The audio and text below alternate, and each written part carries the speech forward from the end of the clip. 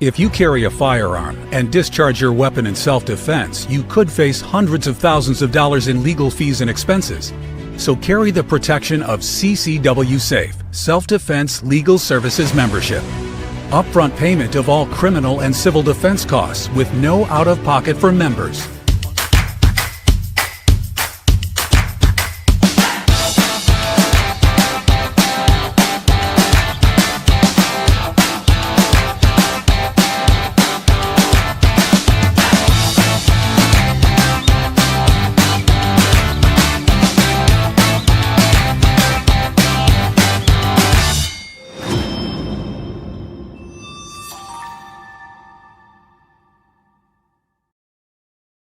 And we are back. I'm Chris Evan, the CEO of Survival Dispatch, joined tonight by my good friend Khalid Muhammad from Command 11, aka 008. If that doesn't make any sense, you go back, watch a few episodes prior to this one, you'll find the origin of his name, 008. And below both Khalid and myself, my good friend Randy Nance back home in Texas, combat wounded Green Beret. We tried to tag him with the handle 006, but it didn't stick. So if you have a suggestion for what you think we should call Randy, put it in the live chat, and whoever wins, whoever picks the best name, I will give you a 1-year subscription for free to the Survival Dispatch Guardian program. Hey, all right. So let's see those ideas in the live chat. Hey, and just so I saw Bruno asked, it's his ways back, but 007 is at a football game tonight. He didn't get fired. We didn't let go of him. He didn't take off. He's at a football game. Yeah, that's not that easy, right? He's kind of like luggage. Once you got him, you got him. Nobody gets rid of luggage ever. Tell me when you ever threw your luggage out. It just doesn't happen until you die. But anyway, before we get into tonight's topic, which is going to be on martial law, FEMA camps, federal overreach after 9/11 2.0. You think in terms of the National Guard being used for lockdowns, checkpoints, gun confiscation, suspension of civil liberties and rights, and what's most likely to follow. That's the main topic for tonight. And if you think Patriot Act 1.0 was a ball buster, Patriot Act 2.0 is going to blow it away. I actually have the Patriot Act pulled up in one of the tabs, and the sidebar on the side of my browser's like this big, and I run a really high resolution on my monitor. I mean, it's a massive document. Anyway, before we get into that, we are going to cover the conflicted question of the night. Let me get Khalid on this stage here. If you're not familiar with this, conflictedthegame.com. There's 14 decks of card games, and each of them has a question on them set in a post-apocalyptic world. And there's usually some element of morality, hence the name Conflicted. So here's tonight's question.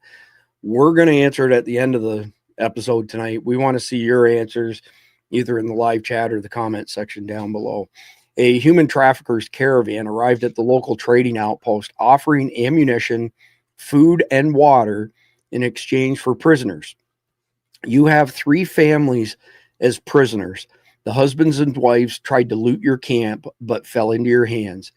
These prisoners require 30% of your supplies and manpower to look after them. The people in your camp are growing tired of sharing the little food you have. You can't replenish your supplies at this time without placing people at a considerable risk. Everyone is looking to you as the leader to make the right decision. Would you sell the families and their kids or not? Why? Well, that's a doozy of a question, right? That is. I thought on the one where we asked, we talked about if you would take them prisoner or not. Didn't we all say no? Yes. But somehow we ended up a prisoner. So yeah, there you go. So slight change in nomenclature for our podcast from now on. When we do the first segment, I should say, of important news, especially important news related to terrorism. Khalid's going to lead it, and it's the Command 11 sit rep of the day. And we're going to jump right into it right now with the very first one, Khalid. And here we go. Take it away. Can you make that a bit bigger? No, absolutely not. It's an eye test. This is how I can tell you what pair of glasses you need. Okay. We got great news today. Donald Trump this morning on Fox and Friends announced that the FBI had caught the shooter in the Charlie Kirk murder. There's a lot more questions here than there are answers. I did a full profile on this guy. I'm going to take you into my world a little bit. We write legends for a living. Hold that thought for 2 seconds, Cleve. Let me get you up on the spotlight. This is better for this purpose. Go ahead. Look, because we run operatives and we run agents in behind the enemy lines. We write legends for everyone, and we stopgap everything. We backstop everything. So if you were to check it, you would find out that everything was perfect. Papers match, locations match. The guy who's talking to you has been to where he says he's been. When we looked at Tyler Robinson's background, and I did the profile on him, this is a crafted legend. This guy is not who he says he is. I watched a video of a guy who was in high school with him. This was probably about half hour, 45 minutes ago. And he said, Tyler in high school was one of those guys that just went along and did whatever he had to make people happy. And that kind of fits, because when you look at Tyler's background, Tyler was a 4.0 student. He had a $30,000 scholarship to Utah State University, dropped out after a semester, and all of a sudden joined Antifa and became a social communist. And that's where the story starts. The FBI has repeatedly said this, that he operated by himself. But if you listen to the press conference, they themselves say he was communicating with other people to to arrange the weapon and drop it in a certain place, maintain surveillance over that weapon in that area, help him get to where he needed to get to, do surveillance in the area where he needed to do. We know for a fact that Tyler was in at least 8 different Antifa Discord chat groups. And if you're familiar with Discord is the nastiest of nasty encrypted chat softwares. 18 to 30 is the age range inside that app, and it's got every flavor of radical that you're looking for in there. And you just have to be invited to join the server, and you have access to paper, you have access to videos, you have access to people that help you run. One of the things that we connected is, if you remember,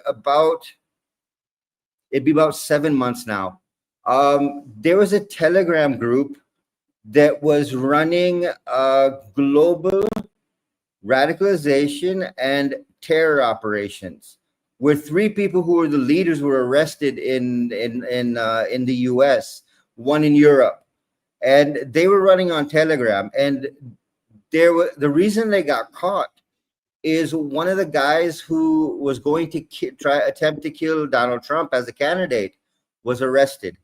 And when he got arrested, he had weapons on him. And when they found the weapons, it came out. They went through his phone, they found everything. The whole story makes very little sense to me, because we were talking about this before we went on air. And I said, look, Dad's a sheriff. The youth minister is U.S. Marshal Fugitive Task Force. And somehow you got him who's not living at home. He's living in his own place. He's got a roommate. You got him to say, okay, I'm going to turn myself in. And I didn't believe it when I started putting the profile together. I've got the full profile done. I'll post the profile tomorrow on the Dead Drop Intel site, so you can see why I'm saying this. I'll go through it in pieces once we get this topic started. I have a lot of questions. It's not a difficult shot. Not at all. Not at all is it a difficult shot. Anyone who's been hunting can hit that shot. But there were 2 guys behind Charlie Kirk. that were doing hand signals. And if you break down the hand signals and you come from a military background, each of those hand signals means something. And when you put the hand signal code in front of you and you watch what they're doing, they're literally signaling a sniper. The touch to the cap is a signal to a sniper. I got to step in here. It's on record now that they were both friends of Charlie Kirk, and one of them was a very close friend of his. The other one was on his security detail as well. And also, as a sniper, your spotter's always beside you. It would be highly unusual to have a spotter. You may have a spotter next to you, but you may have somebody on the ground guiding you. It'd be unusual. It would be. I've talked at length with Keith Graves, who was a sniper, and Mike Glover. Yeah. So I think we can safely take the two guys off the board as having anything to do with this from a conspiratorial standpoint. Chris, I have to ask you a question. Does this not look like a proper intelligence op? The way it's put together, does it not look like a proper intelligence op? The way they've covered this guy up? Overall, the whole thing stinks to high heaven, no question. Yeah. But I think the guys to the side of the stage is a non-issue. Keith in particular. Take the two guys out. Take the two guys out. Keith in particular said, here's the deal. You know, when you go on these protective details and you're on your feet all day, it hurts, you're sore, you're fidgeting and all that sort of stuff. So I like I said, I think we can take those two guys off. But the rest of the stuff with this guy, one of the very first comments tonight, and it was a great question actually, was, where's the gun when he jumped off the roof? Yep, that's right. That's what we were talking about before we came on air as well. Exactly what you said and exactly what Randy said before we came live. So, no, it smells to high heaven. And then you got Khalid. Khalid is approached by somebody claiming to be a sniper, a professional sniper. Yeah. Sends him a picture of the gun. This was just this morning. Yeah, just this morning, and says, there's no way that guy could even look through that scope because it's on backwards.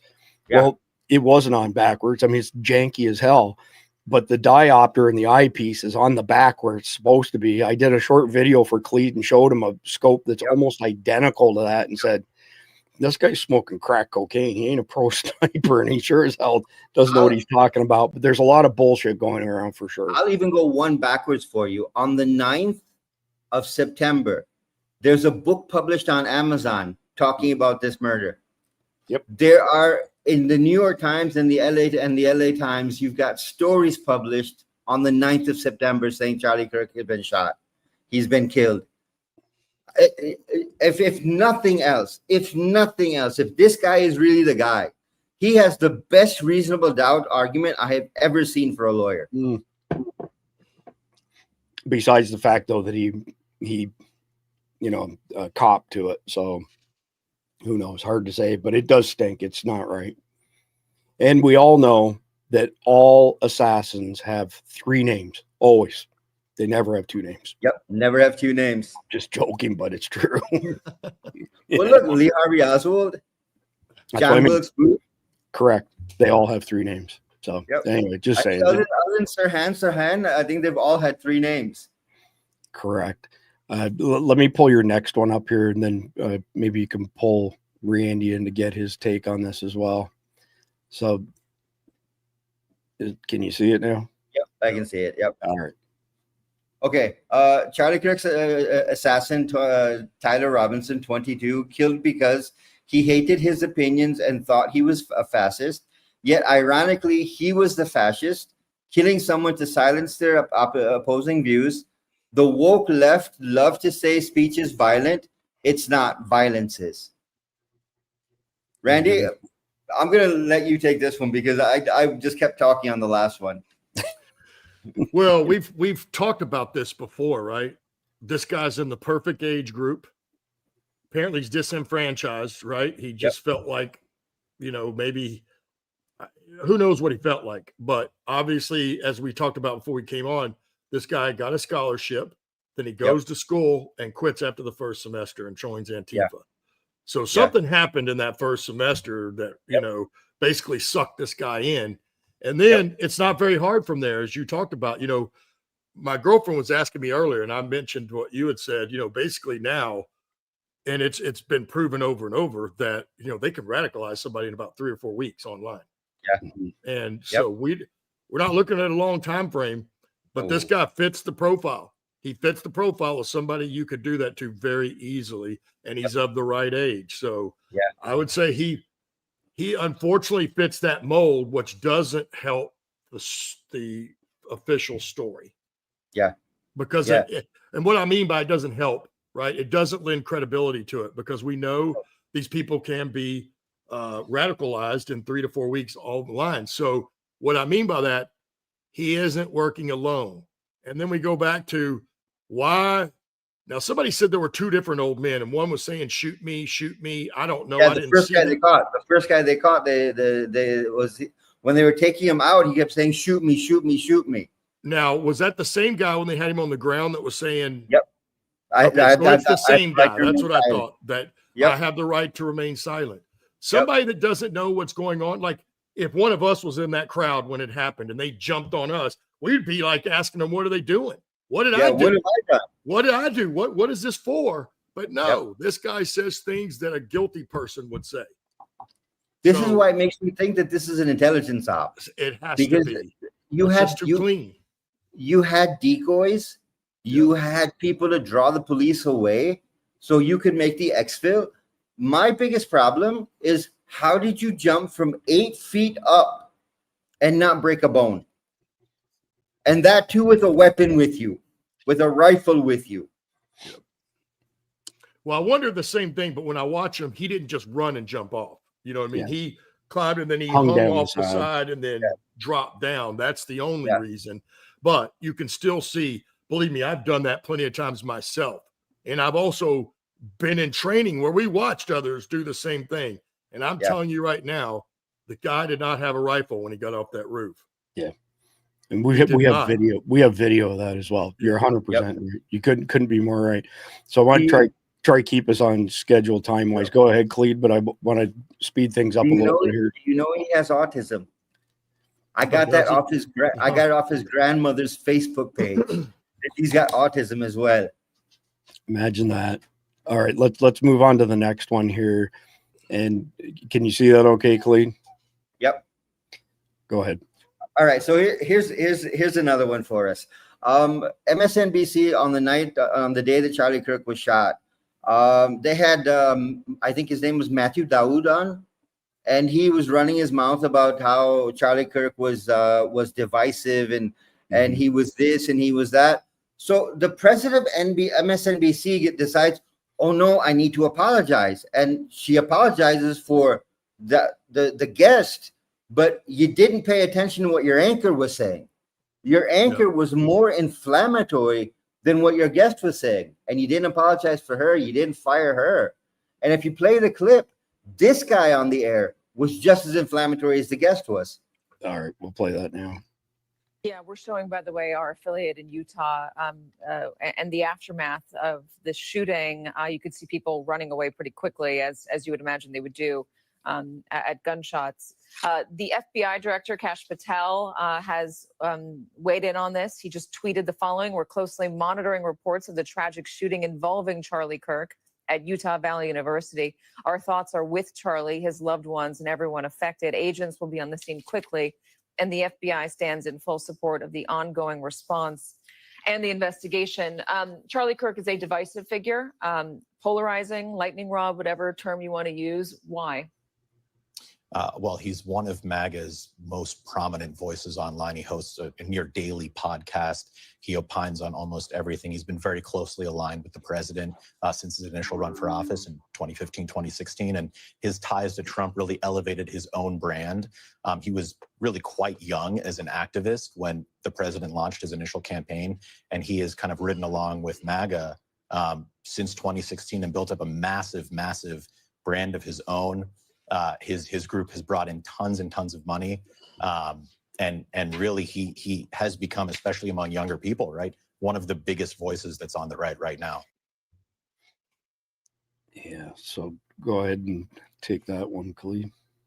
Yeah, look, connecting MAGA, connecting Charlie Kirk to Donald Trump, you are framing a narrative.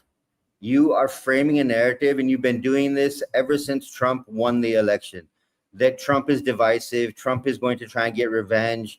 Trump is going to do this. Trump is going to do this. You're following that line. And I posted on our Command 11 X handle, I posted a breakdown of from left to right, the media, how they break down.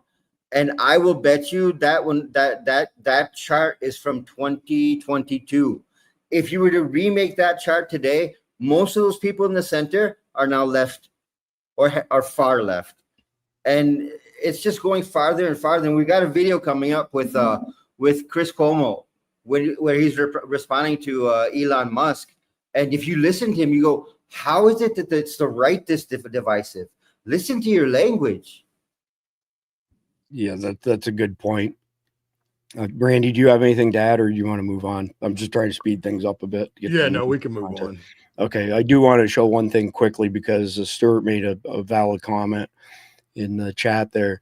That's not a rifle that disassembles like an AR, just to be perfectly clear. No, it does not. So the stock, the butt stock, that's all one continuous piece. And to remove the barrel from that, it's not a 2-second job. So, and that scope is not mounted properly on that gun. It's not. It's not mounted properly, but it is mounted the right direction. Well, I don't mean backwards. I mean, it is too far back. It's over the bolt. You wouldn't have it there. Correct. Yeah. The turret on the right would completely block the. Yes. The only thing I would say is somebody's already mentioned in there. Listen, Charlie did not have a protection vest on, and bullets do not bounce off of armor that you have. Those ceramic plates are made to absorb it. They don't deflect off of it, or you wouldn't be able to use them. Yeah, correct. Yep. So here's the video with Chris Cuomo, he was an asshole when he was at CNN, and he's still an asshole. So some things never change. When the richest man in the world, who controls the most powerful platform in our media, writes that the left is the party of murder, and then decides, Elon Musk, I'm talking about, the stupidest genius I've ever been around. And no, I'm not going to excuse it because he's autistic. I have a lot of autistic people in my life. They are not all morally bankrupt. Okay. They don't all say the stupidest thing at the worst time. All right. I don't know what it's about with him, and I don't give a shit, to be honest. He is, in my opinion, exhausted his usefulness. Now, does that mean he should be murdered? No, because that's not how I see the value of human life. But would I be surprised? No, I wouldn't be surprised if it's me. I mean, that's where we are. It's who we are. That's who we are. But when he can write the left is the party of this, and then he goes on this thing about why black is capitalized and why white is not, the medium is the message. We are about division and hate of what we oppose. He just proved Elon's point. That's what I said.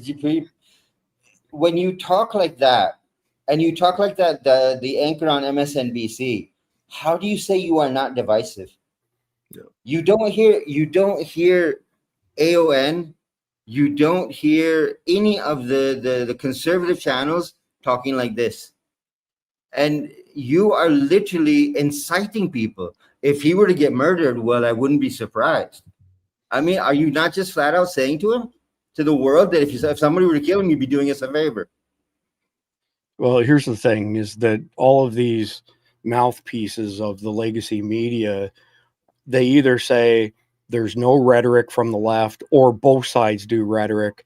There are a gazillion videos of scumbags like, the lady who looks like a predator, what's her name? Maxine Waters. You go get them, and, stuff like that. There's compilations of it. Somebody send me the compilation of the people who are conservative, true Americans saying those sort of things. I can't find it. Doesn't exist. So they want to say at the very least, well, it's both sides. No, it's not both sides at all. That's what they want to say now that they've been called out. And this is such a big deal because Charlie, you know what I mean? They can't dirty him up. There's too many videos of him debating people, and he never got violent. He never made things wrong. Sorry. Did you see Stephen King put out a tweet that who did he want to stone? He said, gays, that Charlie Kirk was in favor of stoning gays to death. And he had used this video that was deceptively edited, just like the Fine People hoax in North Carolina. And, he ended up apologizing finally, but he's just a complete asshole as well. They're all assholes, every last one of them. So did you see Chuck Schumer's press conference where he was trying to deflect all of this? Yep. Saying, no, we're not divisive. We don't incite violence. That's just what the right likes to say about us. Yeah. Let's bring up the next one here, which speaks to all of this. Actually, I'll read it if it's a little small for you, Clede. Journalist Michael Schellenberger just dropped the hammer and said what the media will never admit about Charlie Kirk's assassination. This isn't about one deranged shooter. This is about an entire malignant culture that made political violence inevitable. Now Schellenberger says it's time for those responsible to be held accountable. Look, I think it's not likely to happen, but the people that did this dehumanization need to take responsibility for it. I don't think that it's good enough not to just express lament about the assassination of Charlie Kirk. I think the media, the left, the universities in particular, need to own up to the fact that they participated in the very dehumanization that they for decades have been criticizing when done by people on the right. I don't think that healing is going to be possible until some acknowledgement of a decade-long dehumanization of roughly half the country. 36 seconds. Look, I think it's not likely to happen, but the people that did this dehumanization need to take responsibility for it. I don't think that it's good enough to just express lament about the assassination of Charlie Kirk.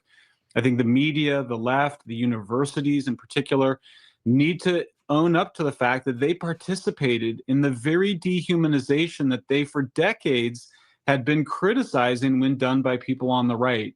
So I don't think that healing is going to be possible until there's some acknowledgement of really decade-long dehumanization of roughly half of the country. Look, I'm not saying my crystal ball is better than anybody else's, but there's going to be no reconciliation, period. Yeah. It ain't going to happen. And I can say that from a personal perspective. I am not extending an olive branch to anybody who thinks you can cut your dick off and become a woman. End of story. They're mentally ill, and you're asking us to participate in their mental illness. And pardon my French, because this whole week has really pissed me off. You can go fuck yourself at the end of the day. If that's your attitude, you are anti-American, like Randy said. You're either pro-American or not.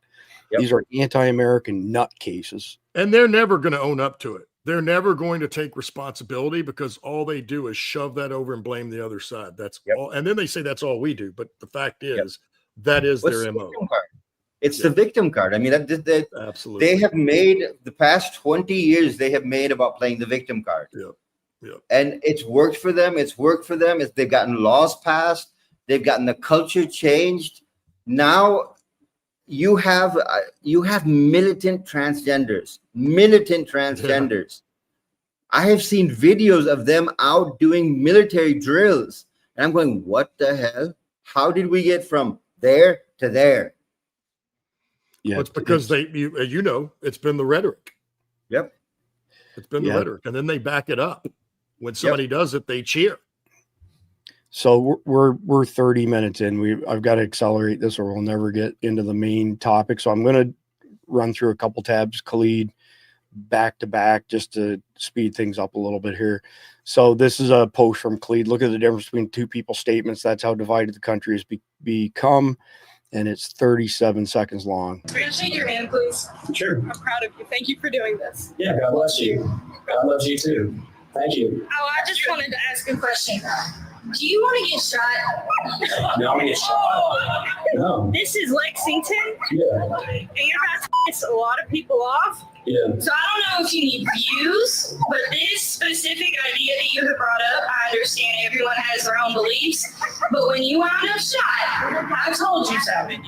Well, if someone shoots me for preaching the gospel, then God will be glorified and I'll be with him face to face. These people are sick. Moving on to the next one.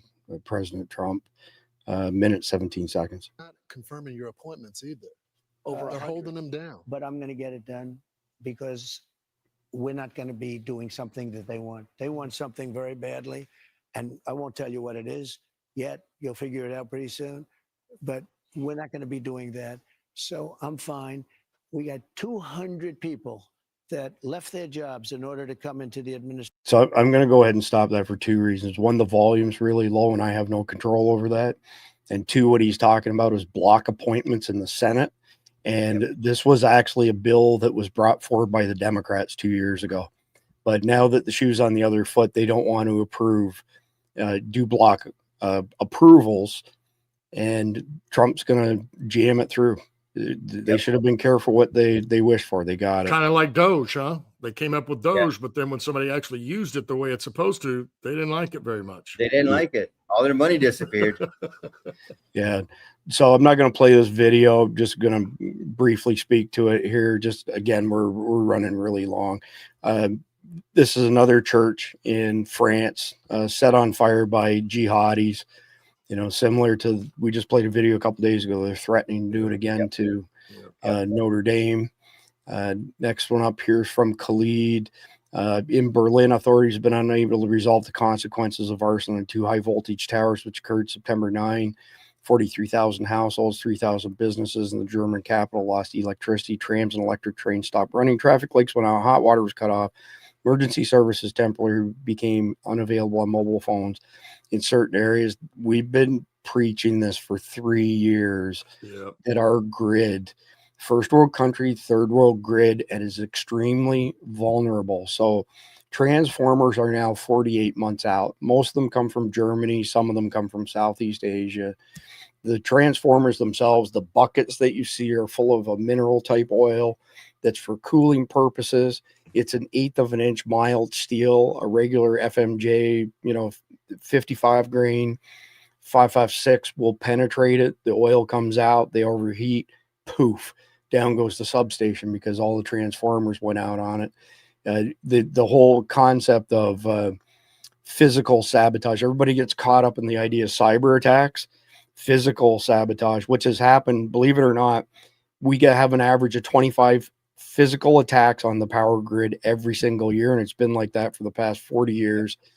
I mean, there was a really prominent one just before Christmas a few years ago in North Carolina. I can tell you that area still doesn't have all of their infrastructure replaced and is still sharing a block in the grid with the block next to them.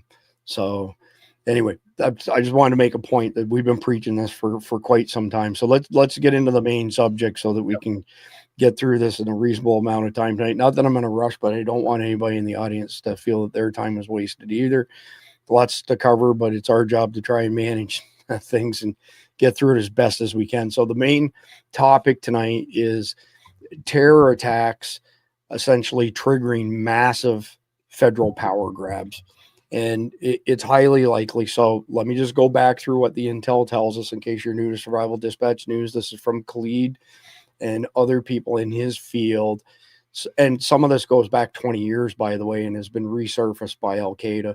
So actually some of it to the 1990s. So imagine this. Our front door was wide open on our southern border for 4 years. Biden's DHS admits to letting 200,000 SIAs into the country, special interest aliens. That's just an acronym that stands for terrorist or terrorist affiliate. And if they say it's 200,000, it's an order of magnitude greater than that. I won't guess at what it is, but it's greater than that. So the entire country is flooded with these shitbags, okay? So Al-Qaeda and ISIS have been plotting together for 9/11 2.0 for a while now.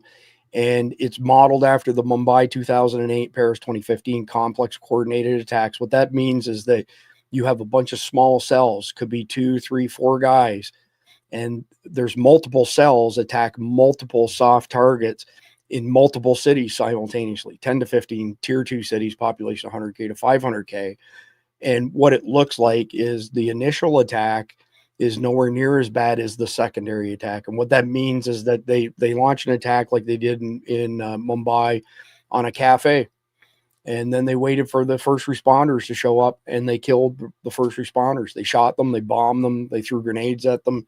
And that's their goal, is to take out as many first responders as possible. All of these shootings, active shooter hoaxes, Bomb threats, as Cleeds pointed out many times, these are the final exercises before the attacks come, where they are probing to see how long does it take for first responders to get there, what direction do the first responders come from, what's their SOP look like, how do they handle it, where are all the people exfilling the location as they're trying to escape, so they know, okay, well, everybody's going to go this way, which means we need to set up a second sleeper cell to catch them once the initial thing goes off over here. They just did it at Times Square, New York.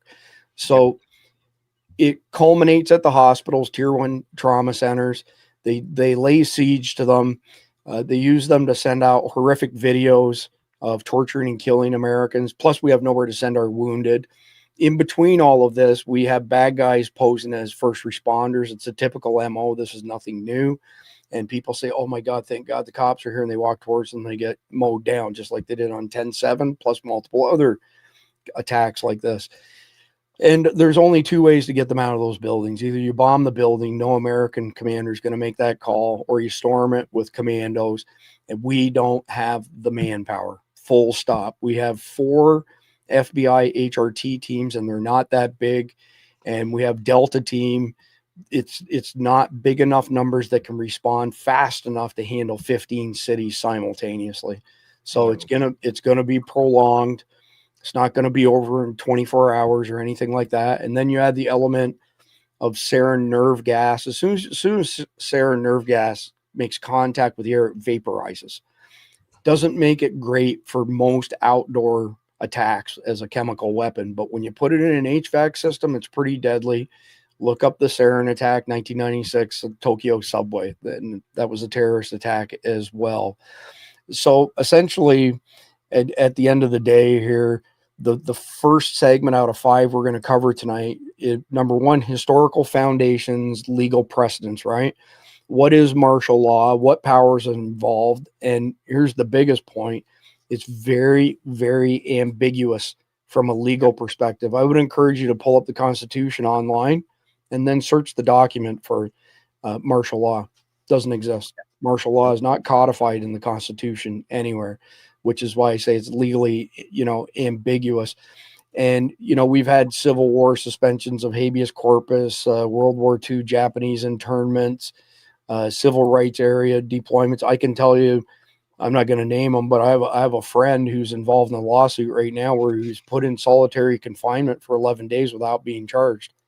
That PD is going to go down to the tune of many millions of dollars. That's a gross violation of that person's habeas corpus rights. So at the end of the day, there are certain components of the Constitution that speak to this. And, we've got the Posse Comitatus Act, which says technically the president can't deploy the military against Americans on home ground. But not that I'm in disagreement with the National Guard cleaning up some of these cities, but if we get past these attacks and the government decides that they're going to have military everywhere, this permissive environment we live in is completely gone. So let me just throw a couple questions out there, and we'll get through the first segment fairly quickly because it's boring, dry, legal stuff. But Randy, are there any examples of martial law in America that you can think of off the top of your head, and your opinion thereof, as far as how effective or not, and whether there was pushback, et cetera, et cetera? Well, I wasn't old enough to remember Kent State, so I don't know what they did when that happened. That was in the 60s or 70s, right? Somewhere back when I was either not born or far too young. I don't recall there being, certainly in the area that I've been, that there was ever martial law that was brought through. And in fact, you're right. There's nothing in the Constitution about it because it does not exist, because the forefathers would not have approved of that. That's something that people, empires used to do back then, and, thrones or royal families and people leading countries. That's the same type of stuff they used to do back then when everybody had a problem with how they handled stuff. And, I think it was, so even when we look at the lockdowns, right, there was no measure for that either. There was no verbiage. There was nothing, no legal bounds. And there certainly wasn't any precedence from any other time for that. However, when George W. Bush was president for his 8 years after September 11th, and probably after the Patriot Act, they changed and they put in some legislation that allowed for, in the interest of public safety, basically to lock the country down like what we saw. Before they did that, there was no legal precedence and there was no legal verbiage. They could not do it legally. We'll just say it that way. Yep. So until George Bush came into office and changed that, and then we still didn't see it until COVID. And you see now, I don't think anybody will play along with it ever again, at least not the way it was. They may by gunpoint, you know, if you have soldiers and people out there to enforce that. But otherwise, I don't think anybody's ever going to do that again. Not in this country, not for those reasons. Because as you know, I believe now, just from my lifetime and the things we've watched, and certainly since 2020, but even before then, anytime that we've seen the government come out and say something was going to be done in the interest of public safety, that's not how it ever turned out. Not once. Yeah. Nope. So let me throw a few things out there and let me bring this up. So here's a really interesting piece right here. What is martial law? Martial law has no established definition. Anywhere in any American law is it clearly defined. Yeah. So the assumption is that martial law is declared and that the authorities can do whatever they want. And here's the second part to this. Not once has the Supreme Court ruled fully on the constitutionality of martial law or not having martial law. Yep. This is a big gray area that's easily exploited right there. The Supreme Court has never directly held in Luther or any subsequent case that the federal government has the power to impose martial law. I don't think they want to, Chris. I don't think they want the Supreme Court to rule on it because it's going to it will be unconstitutional at the end of the day. Yeah, so they don't want them to rule on it because then they can still use this. Yeah, you've got to remember one thing: when you declare martial law, the first thing that's done is the Constitution is suspended. Your constitutional rights disappear. That's right. That's exactly right. So even if the courts were to say that no, you cannot declare martial law. When martial law is declared in any country, your civil government is gone. The military takes over the country because it's a matter of national security. So the military takes over. The Constitution no longer exists. Bingo. So check this out. This is a full list of all instances of martial law being declared in the United States. Look to the side here where the sidebar is on my browser. I'm clearly not going to go through all these, but it's interesting. The very first time was under war conditions, 1814. It covered New Orleans, Louisiana. It was federal. December 12th, 1814 till March 13th, 1815, 3 months. The event was the Battle of New Orleans during the war, 1812. It was declared by Andrew Jackson. It was terminated by Andrew Jackson. And there were no presidential proclamations, no executive orders. There were civilians being tried by military tribunal, which is a big thing. In every instance that we've enacted martial law, it's brought with it military tribunals. And in military tribunals, you have no rights, like Khalid just stated. There's multiple instances during World War II. There was an incident in Hawaii. I can't remember the exact name, but it was a Japanese guy. And a military tribunal found him guilty based on very sketchy evidence. And it turned out he wasn't guilty. They threw him in prison for 5 years. Would have never happened in a normal court system. Now, of course, the court system today is a mess, thanks to these, appointed for life federal judges who are brutal. But I'll just skip through this so you have some idea. FDR, Declaration of Martial Law in Hawaii after attack on Pearl Harbor, 1941. Rhode Island General Assembly during the Dorr War, 1842. Lasted for 11 months. Look how long this page is.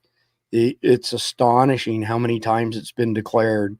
And there's no foundation in our law, with the Constitution, of course, being the highest law on the land, that allows this, which is,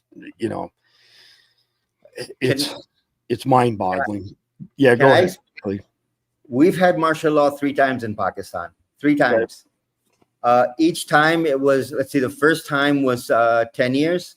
Sorry, the first time was 15 years. The second time was 10 years. The third time was 10 years. Wow. The second time was during the Soviet invasion of Afghanistan, when General Zia became the president of Pakistan and the military was in control. There was no politicians, none.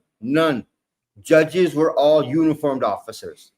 Yeah. And the second time was when the war on terror started. Musharraf was president of Pakistan. He took over the country and he ruled for 10 years. Martial law, you guys have to understand this. The first step of martial law is suspending the Constitution. You no longer have rights. Whatever the military says your rights are, those are your rights. If you were normally allowed to walk down one street going this way and the military says, no, not anymore, you can't. Yeah, well, and one of the biggest pieces related to that is habeas corpus is enshrined in the Constitution. So when the Constitution is suspended, habeas corpus is suspended, and habeas corpus essentially means that they can only detain you for a short period of time before you're charged, and if you're not charged, they have to let you go. So when they suspend habeas corpus, which here's something that not very many people are aware of, when the Patriot Act was enacted, habeas corpus was suspended in all locations of the continental U.S. that were within 100 miles of a border. That is a huge chunk of the United States, and technically habeas corpus is still suspended everywhere within 100 miles of a border, which includes all of Florida because it's considered a border with the ocean here. And there are some shitbags who thankfully have been locked up under that they're in Gitmo. But the problem is it's one tiny step from that to, coming after people like us, or God forbid, somebody like Charlie Kirk, who, tells the truth and stands out against them, sort of thing. Right.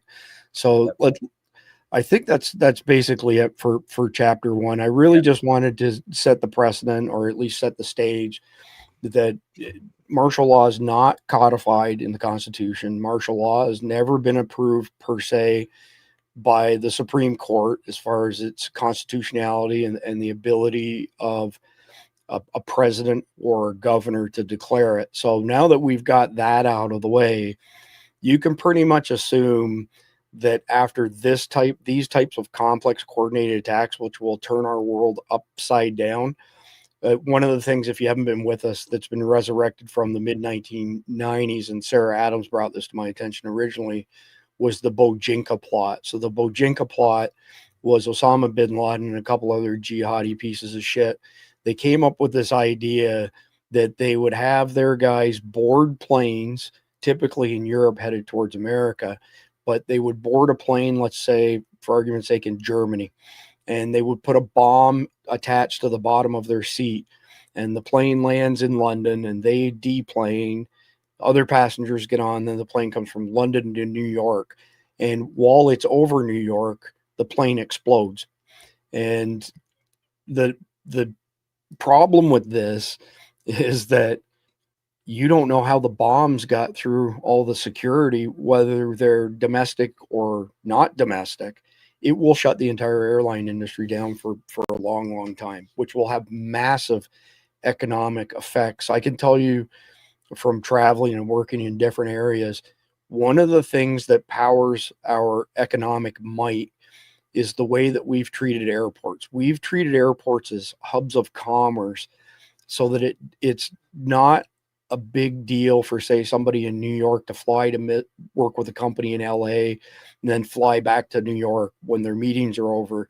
Whereas other countries, especially other Western countries, the fee for your flight is a small portion of the overall fee. The overall fee, you have massive taxes. Canada is a great example of, just off the top of my head, don't quote me on this, but let's say $1,000 flight in Canada, over 60% of it's consumed by federal taxes. Then there's a big hunk that's put onto it by the airport authority. Then the provinces, which are like the states, put something on it. And there's this much left at the end of the day, which is why their prices are astronomical in Canada, but they see their airports as a revenue generator. We see our airports as the economic engine of making things happen here. So with that out of the way, let's get into chapter 2 here. And this is early warning signs. Khalid's been talking at tremendous length about this stuff. And he's been talking about early warning signs from the terrorist perspective, but there's also early warnings from the government / military perspective. So what's a great recent example? National Guard deployments in U.S. cities under emergency conditions. That's one step away from declaring martial law. I'm glad to see these shitbags rounded up, but I'm a textbook libertarian, lowercase L, not capital L. Those guys are loony. And I don't like the argument that's made by many people, whether they be rhinos, globalists, Democrats, whatever, that say you have to give up this civil liberty that you have because if it saves just one person's life, it's worth it. No, it isn't. That's called the process of natural selection. So you want me to give up my rights because some dumbass might do something that turns him into a Darwin, victim / candidate. So National Guard deployments, kind of unsettling stuff. Federal checkpoints, whether it be related to crime crackdowns, immigration, whatever the case may be. I'm in 100% support of Tom Homan. I've worked with Tom Homan. We worked really closely with Tom Homan a little over a year ago, and we raised a lot of money for the Border 911 stuff. And there's somebody in our midst at Survival Dispatch, I can't announce it just yet, but has been hired by ICE, and he's going to kick ass, man. Good for him. But a lot of the stuff that's being done is this close to stepping over the line and taking people's civil liberties away, sort of thing. So these things are already happening. And then what comes next when you see executive orders that grant broader and broader authority to federal agencies, National Guard units, that sort of thing? Then what you see as a result of that is you see lawsuits against it. Lawsuits, protests, whether they're legitimate or not, grassroots opposition, whether it's legitimate or not. And then you see massive surveillance, expansion of massive surveillance, I should say, because that then becomes the groundwork for future gun restrictions or detentions. What's the first thing? I'll give you guys like some sort of prize. What's the first thing AOC said after Charlie Kirk was shot? We need to take guns away. We need meaningful gun control legislation. It's the very first words that came out of her mouth. Not, this is a horrible thing and God forbid, and telling people don't do this. Don't go down that road. No, this is just a reason to take away guns. So there's a whole bunch of precipitous things that happen that kind of tell you this. Think of it, maybe a good word would be like mission creep is kind of a good word, pardon me. So temporary actions that become permanent fixtures. So that's enough of me speaking on this. Randy, you can answer either one of these questions. Take your pick. But one question would be, what recent domestic actions resemble martial law without officially being declared? Or how can states and cities legally resist unwanted federal deployments or even checkpoints? Well, we'll go to the first question first. And, we have a great example of 2020, right? With the lockdowns. That was the closest thing I've seen in my lifetime to martial law. Big time. And with no legal precedence or authority to do so. It was crazy. And what was the second one again? The second one is how can states or cities legally resist unwanted federal deployments, checkpoints, those sort of things? Well, we talked about it. That's why your sheriff is so important, right? Because your sheriff's the most important or the most powerful law enforcement person in the county. And let's just take the lockdowns, for example. The guys did it in Florida, right? That sheriff, when the federal agencies come down and said, hey, we're going to lock down these neighborhoods and, or this whole state or this county, that sheriff can go tell them to go take a hike. Mm-hmm. And if we had any sheriffs with any backbone that were constitutionalists, that's exactly what they would have done in 2020. But not many of them did. And the ones that did, you didn't hear about much. So, well, I would qualify that by saying, though, that this, 1 week to slow the curve bullshit that happened, we did it for 1 week in Florida. Yeah. And then the consensus was, fuck this. We're not going to do this. We're not going to destroy our state. We're not going to destroy our economy. And we are pretty blessed here in Florida to have some of the best constitutional sheriffs in the entire country. Grady Judd being a fine example of it. Yeah. Yeah. Well, so I also look at, you know, dang, I forgot what I was going to say. See, I told you, you caught my sometimers. I did. I got the sometimes. For those I was going to make new a to the point podcast, there. You know, it's, well, we look at, you know, it was almost like martial law during 2020. You know what I mean? But if the sheriffs would have told him to go take a hike, that wouldn't have happened. But we didn't have any that stood up to it. Not in those states that locked down hard, and, for sure. And Yeah. even yours, they did it for a week. But the reality is, you know, it didn't take but a week that everybody saw that wasn't going to work, because it definitely didn't flatten the curve or anything else. The week that happened, the week in Florida, though, wasn't like forced lockdowns. It was voluntary. Essentially, they were asking people not to go out and not to go to work if it wasn't, you know, considered you know, critical business, those sort of things. But Antilac here, or trying to, I got a reflection on my screen. Antoniac. 1, 2, 3, 4. Mass hysteria would make it easy if something happens. People get scared and get in line. Absolutely, that's the sheep. Sure. That's the sheeple type mentality, which some people are really, really prone to. Khalid, I know what it was. I apologize. Oh, let me bring you back on. Good job.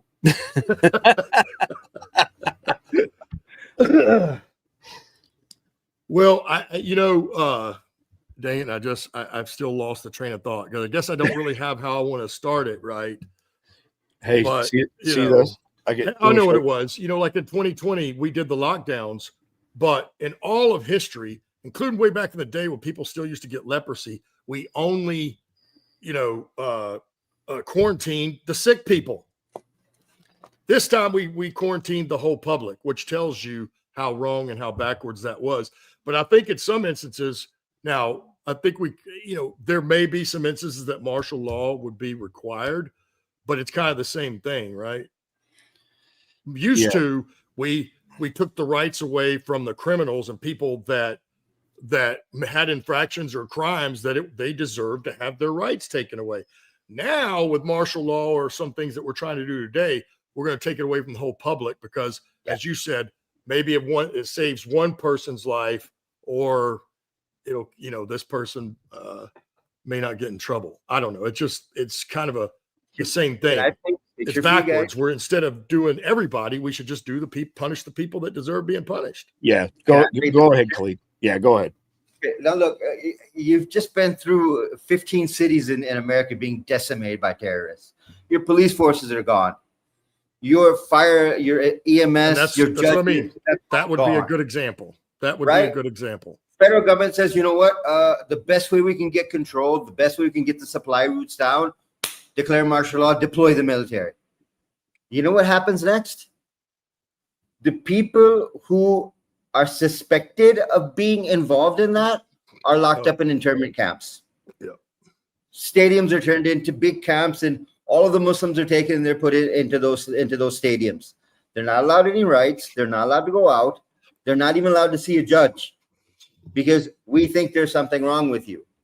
The whole point of martial law is not, and I'm reading the comments, I'm chuckling as I'm reading the comments over here, because you think that the military code of justice applies to you? No. The military code of justice applies to the guy in uniform, not you. That's correct. It doesn't cross over to the public. That's correct. And you want a really good example? There was a movie back in the mid-90s called The Siege, based on the city of New York, when a number of terror attacks were carried out in the city of New York. The president said, Posse Comitatus is gone, and declared martial law. Go watch that movie and see what happens. Yeah, I've seen it. Right you have. Yeah, I now want to address something. Somebody in the comment section that said DeSantis locked Florida down. No, he didn't. That's bullshit. That did not happen. He restricted some industries, but he didn't shut them down. So in other words, if somebody was in the food business, restaurant business, they were told you have to limit your capacity. So if you have a capacity, let's say for 100 people, you're only allowed to have 30, 40 people in the restaurant at a time, or you can make the choice just to shut down, because maybe some instances when you have, you know, a reduction of customers, it just doesn't make sense. Doesn't cover the overhead, your wages that you pay out for your employees, et cetera, et cetera. But we were not shut down in Florida. We had some restrictions that were lifted pretty quickly. This stuff kind of went into play beginning of April, and by the beginning of May, it was all completely gone. Only in the blue dots, you know, Gainesville, Miami-Dade, were, you know, the lunatic Democrats wearing masks that do absolutely nothing. And you don't have to be a scientist to know that. If you paid attention to what was going on in northern states, it was people are going outside with their masks on, you could see their breath.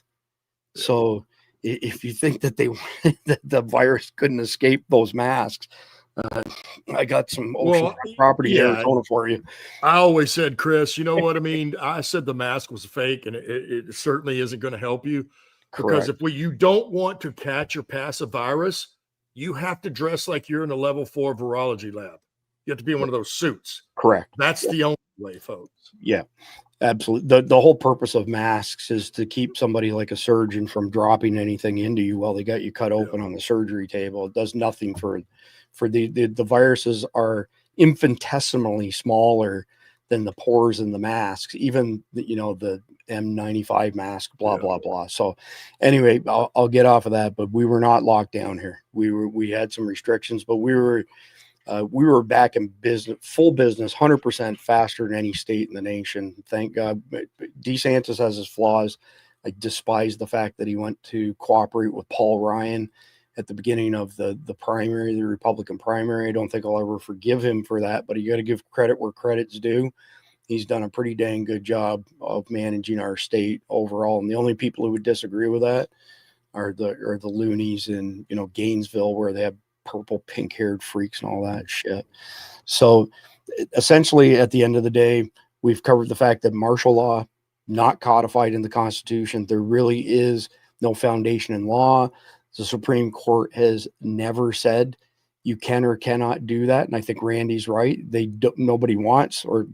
people in charge don't want SCOTUS to rule on that because they know it wouldn't pass the litmus test, meaning it's not in, it doesn't jive with our Constitution.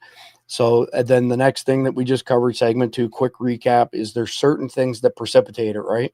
You see National Guard deployments, you see checkpoints, you see executive orders granting power at the governor level, the federal level. You see a bunch of lawsuits, and I'm not talking about the stupid lawsuits that, these activist judges are trying to prevent Trump's tariffs and stuff. I'm talking about lawsuits infringing on people's codified rights in the Constitution, which, by the way, just for people who are not from America, our Constitution begins with 3 words: we, the people. The Constitution does not grant us rights. The Constitution tells the federal government what parameters we are giving it permission to operate within, but it's not to go outside of those lines. And martial law is way outside of the lines of what we, the people, have granted the government. So moving on to chapter 3, which is things like, let's call them mechanisms of control, gun confiscation, right suspension. And one of the worst things you could ever possibly imagine would be a FEMA camp. Ask anybody who's ever been in a FEMA camp. That's the last place in the world that you want to be. So here's kind of the gist of it. Then I'm going to go to Randy first and back to you, Khalid. But you're looking at things leading up to this as well. Again, this is all in steps, right? How do you eat an elephant? One bite at a time. It's not like they flick a switch and poof, everything's taken away all at once. It's the proverbial frog in the pot of slow boiling water. Okay. So red flag laws, which Pam Bondi brought here to Florida, curse her for that. If you don't know what a red flag law is, if somebody doesn't like you, they could call the cops and say, hey, my family member, my friend, they're acting kind of strange. You might want to look at them. They've got a gun collection and stuff. You're guilty till proven innocent. They come in, they take your guns away and do an investigation to find out if you're mentally fit to have firearms or not. It's bullshit is what it is. You'd be looking at things like far-ranging executive actions. And we've had this happen here in Florida during hurricanes, from Governor Scott in particular, who was just a complete disaster for our state. he caved in to FPL and Duke Energy. This is a little bit of a rabbit hole, but it's a great example. So if you install a whole home generator in Florida, you're required to put a automatic disconnect switch on it that when the grid goes down, it flips over, turns you onto your own power.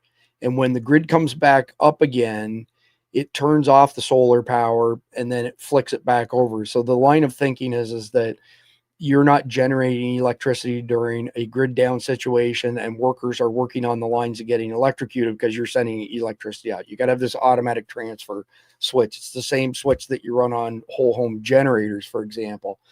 So at that point in time, that was during Hurricane Matthew, a solar PV system for the average house was about $30,000 installed. That's just the solar PV system. Okay. So that's your panels and everything required for it to feed into your panel, your electrical panel, and power your devices, but no battery backup included in the $30,000. So FPL and Duke went to Governor Scott and said, hey, we've got a lot of big sections of the grid are down and, you need to protect our linemen and you need to make it a requirement that if the grid goes down, that people are not allowed to use their solar unless they have a battery backup to simulate the grid being up, even though the transfer switch has been part of Florida's building code forever and a day. And Governor Scott signed it. And poof, we gave up a whole bunch of rights as homeowners in the state of Florida. You ready for this? At that point in time, it's come down, but at that point in time, it was $30,000 for a whole home battery solution. So it effectively doubled the price. And what did it do? It meant that FPL and Duke said, screw you, you're not going to have electricity. They also talked them into making it illegal to go off the grid in the state of Florida. So if you build a home in BFE, Florida, that's a mile off the road, you have to pay for the infrastructure to pull the electricity to. You can't legally not be on the grid. So it's just a great example of civil liberties being completely eroded. It's brutal. So let me just get a couple things out of the way. And then again, Randy, I'll come to you first. So if you start seeing things like FEMA camps versus emergency shelters, there's a big difference as far as their ability to say, well, you now fall under the control of FEMA and we can move you from this camp to that camp. We can stop you from leaving the camp. FEMA has vast powers when you become a ward of them. Logistical stuff comes into play. Well, it's actually travel restrictions. Let's mention that first. Curfews and domestic checkpoints. Yep. That's on the precipice of martial law being declared. And, the next part to this is a bit conspiratorial. I actually have a tinfoil hat over there. But using AI for surveillance to enforce compliance and track dissent. And the reason that I say that is because in our county, there are lights on cameras on every single intersection that has stoplights in every direction, all four directions, that all go back to the op center at the sheriff. And they know exactly where you are. They've got plate readers on the cameras, just like they have plate readers on the cop cars. We live in a surveillance state already, and it's not hard to take that and twist it a little bit and say, oh, geez, Randy, he was supposed to be under curfew and he ran down to wherever to buy something.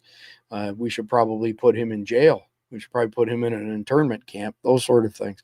It's scary stuff from a civil liberties perspective. So, Randy, work with me here on this one. What types of circumstances do you think, other than the red flag laws, that could be used to say we have to take citizens' guns away? And it's happened. And it's happened in recent years during hurricanes, but I'm curious what your thoughts are. What do you think? Give me a scenario that you think they might say, hey, we have to come take all your guns away. Well, we saw that, if they think you're mentally ill in some way, and maybe you're not, that could be twisted however you want by a doctor, by the officials that are in law enforcement, or your elected officials in your city and town. They could all say, hey, these particular behaviors means you're mentally ill and you can't have weapons. That's the very definition of red flag laws. So go to medication. If you're on certain medications, you're not allowed to have a weapon. That's right. Well, in Florida, if you have a pot card, like to buy cannabis, For sure. Yep. you're not allowed to have a concealed weapons permit. Now, we have constitutional carry here, so I'm unsure how that may affect it. I need to look deeper into that, but I can tell you right now, you can't have a CWP here if you have that. And what that does is that nukes reciprocity with about 27 other states that recognize our concealed weapons permit there. But let me give you this one, Randy. When there's a mandatory evac order like Katrina, they went door to door and collected people's guns because they said the bad guys, the thugs, are going to come along and steal your guns, and it's going to put guns in the wrong people's hands. So that's a great example of how under any type of disaster that they could say, oh, Yeah, all of a sudden. Yep. I'm trying to remember if the emergency was fires. Somebody in the comments, please refresh my memory here. Alberta, Canada had some sort of natural disaster. I don't know how many years ago, 5 years ago, 10 years ago. And the RCMP went door to door and confiscated everybody's guns without the people even being home. They went and broke in and went through each, because they've got some national registry, which SCOTUS has said feds aren't allowed to have a registry. We know they have it, but they're not supposed to technically. But that's what I was getting at, Randy, basically, for the greater good, the safety of the community, right? Well, that is the problem, because again, as we've mentioned on this show many times, who's determining what those metrics are? Who's getting to determine that? And then how legitimate, we'll say, are those? As we see, I would submit that really certain parts, obviously, will use anything they can to get guns out of your hands for any reason. Yes. Or take them from the public. We're just lucky so far that we have prevented that from happening. So far. So that's what I said. We've been lucky so far. That has not been allowed. But you look at over the last couple of years, and now all these shootings, and every time they come out, and then I watched a couple of videos of Charlie Kirk today debating some folks, and man, he was really good. Yes, he was. Really prove a point without being offensive. Yeah, he was. And he would bring up the exact right point, whether it was from the Constitution, the Bible, or wherever he got it. The man could talk. Yeah, that's a tremendous loss for sure. So, Khalid, question for you on this before we move on to the next segment is, what scenarios do you think might lead to the establishment of forced detention centers under FEMA or other federal agencies? Detention centers like jails, or detention centers like camps? Like camps, like think in terms. Well, I mean, aren't they the same? Yeah, I was just going to say, like, it's a really thin line there. That's a really thin line. That's why I asked the question, because if you're talking camps, wildfires.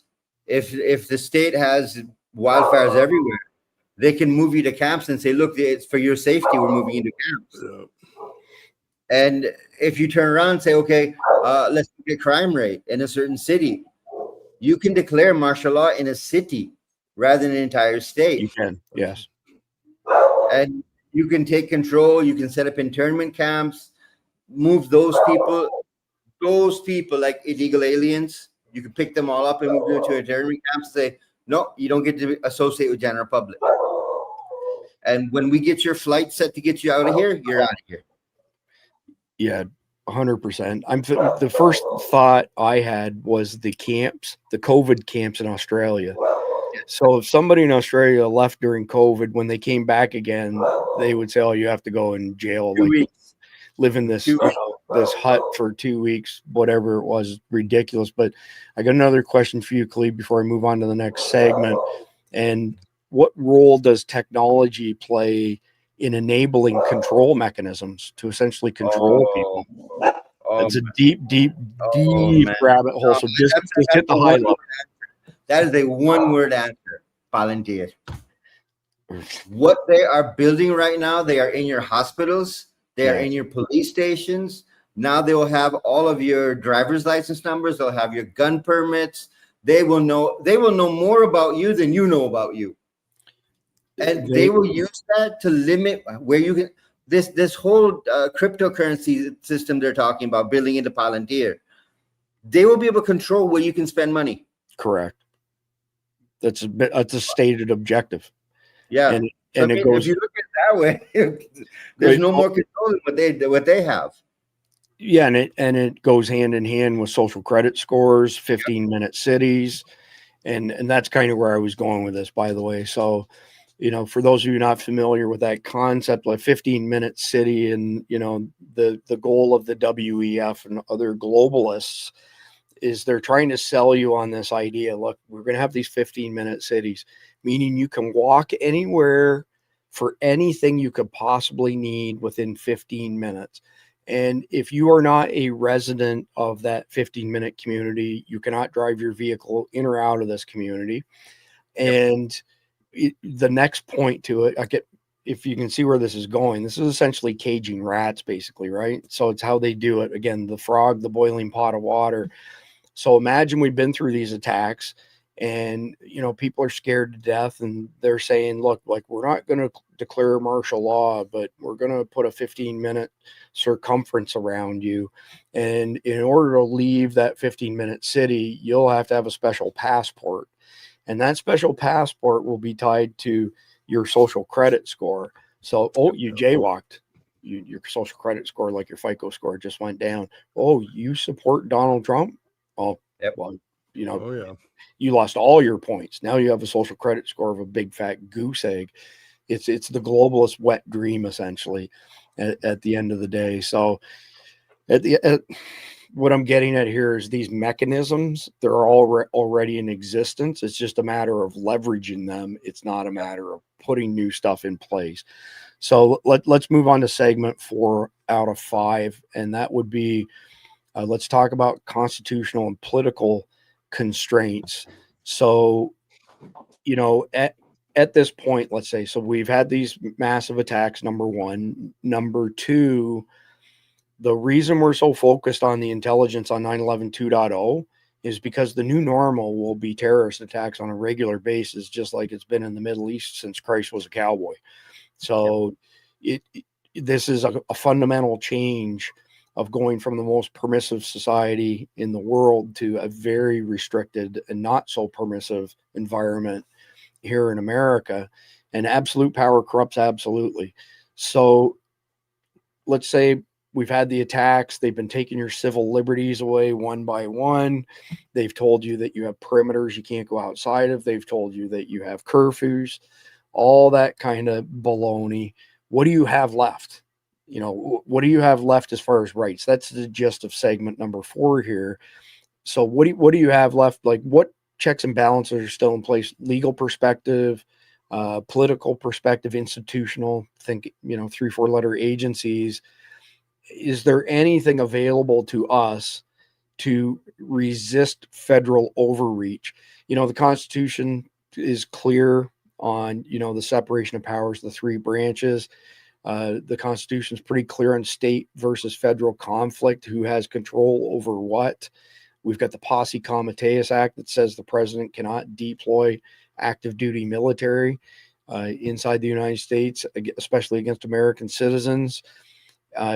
You'll have the ability to launch lawsuits, perhaps, against limiting these emergency powers. Maybe you got some political backlash, but I don't think that we have legitimate elections anyway. So I don't think that that's, you can say to people, well, you just vote them out. Yeah, that would be convenient if we had legit elections. And I don't believe that we do. And, they will exploit people's fear to just take inch after inch after inch and kind of erode that resistance. So I've got one thing to say, and then I'm going to you first, Randy. And my question for you is, are there any constitutional safeguards that really hit you top of mind that could potentially be effective in preventing government overreach? But I'm just a quick little thing. 1775, 3% of us, 3% of the colonists stood up to the King of England and said, no, we're not going to pay this tax on this tea. 3%. Okay. And 3%, we ended up gaining our independence. look at the numbers right now. If you take prior to COVID, if you added up active duty military, reserve, National Guard, all levels of law enforcement, there were approximately 3.2 million serving. That number today, depending on whose number you want to believe, 2.5 million ish, maybe plus or minus 100K. So 3% of us is well over 12 million people. Okay.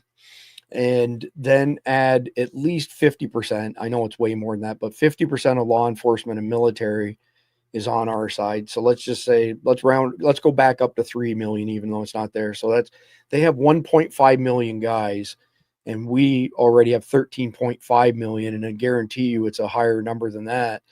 The reason assholes like Joe Biden say, well, you need more than an AR-15 to defeat the government. You need F-15s. Yeah, no, you don't. If 12 million people organized and took to the streets with the weapons, the whole system would collapse instantly, and they know it.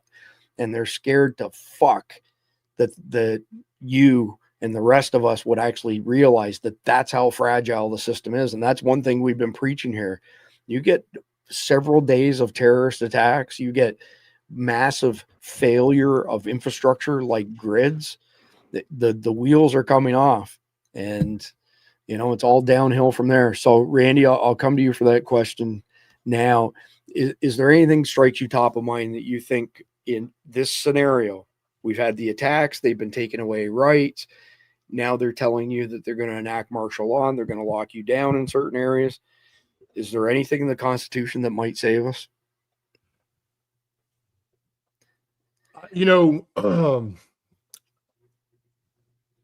I don't know, because the reality is they won't be observing it regardless, right? Bingo. And we haven't let them for quite some time, decades now. It's been a slow encroachment, but it's happened. And now you look back, we've come a long ways, where if you looked at Americans, heck, even back in World War II, they would not have put up with this. None of this stuff. They would not have put up with it. And to your point, I don't think you have to come out with weapons. You got that many people that we actually came out and protested, right, and basically went up there and put them in their place. But obviously it has to be a bigger crowd than January 6th, right? I mean, it would have to be millions of people, and then have them sit down and force them to do what we tell them to do or what should be. But, I don't think there's anything framed in the Constitution, because if they're ignoring it, it doesn't matter.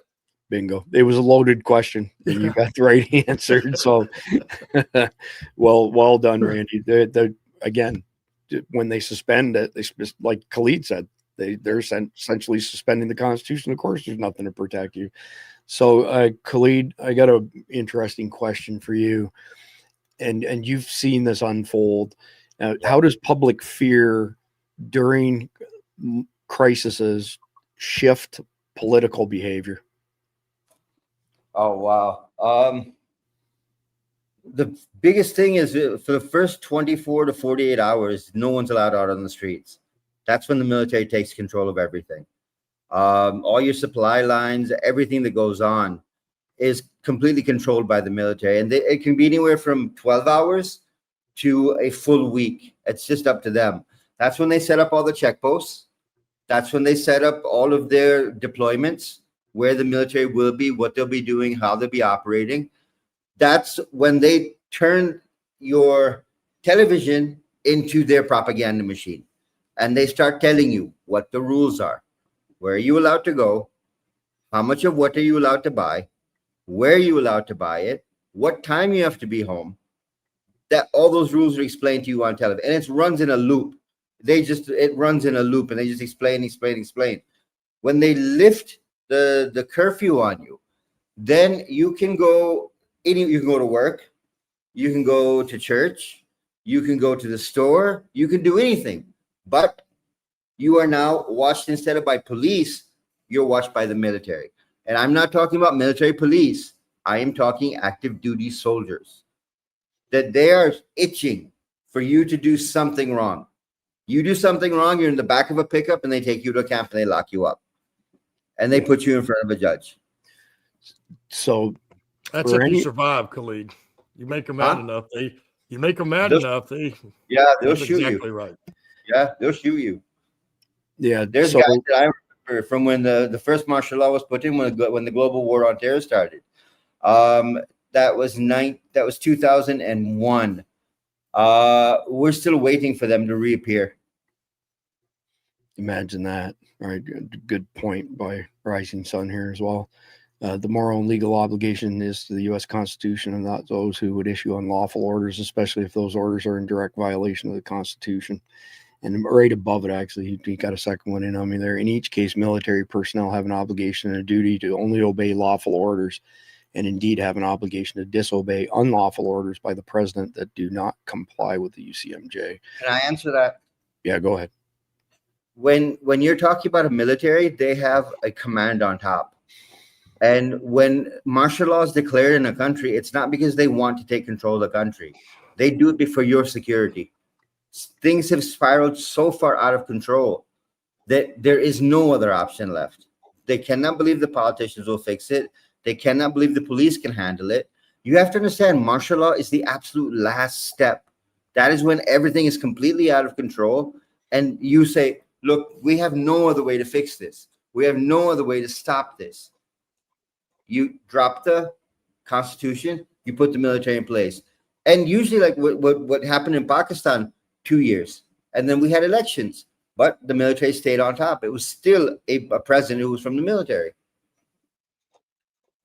Yeah, well said, Khalid. So we're at the end of the fourth segment. The fifth segment's pretty short, and then we'll wrap up with the conflict of question and whatnot. But I want to show you all something just in case you've never seen this before. This is the Patriot Act. This is the Patriot Act 1.0. And if you want an idea how long it is, have a look at this. Do you know how many rights they took away from you and me, all of us, with the Just Patriot Act? about all of them. Yeah, look at this. I am barely a quarter of the way through it. I mean, well, Chris, as you you should- know, the biggest thing it did, it allowed all the agencies to spy on Americans. Yep. Now, it was Yep. a case, it was in the interest of terrorism, but we never really, that's just an excuse. That's So- just an excuse. where it sits right now, that's halfway through. Goodness. I just went halfway through the bill. That's how insane it is. I mean, it's crazy, Chris, crazy stuff. break down Patriot and tell them what Patriot actually means, because those are code letters. PATROIT actually stands for something else. If you break down what the Patriot Act is actually, what the actual word is of the bill, you'll find out what it actually did. Go ahead and hit me with it, Khalid. Protection of, hold on, let me pull it up. It's All right. protection of something. While you're looking that up, I'm going to get started here on segment number 5 here. So this segment is what can you do as far as strategic response and preparation. You got it, Khalid? Yep. The Patriot Act is providing appropriate tools required to intercept and obstruct terrorism. That is the Patriot Act. Which is what Randy just said, in the name of terrorism, right? Yeah. And again, it's the same old, absolute. But then they spied on Donald Trump and his campaign without any hints of terrorism.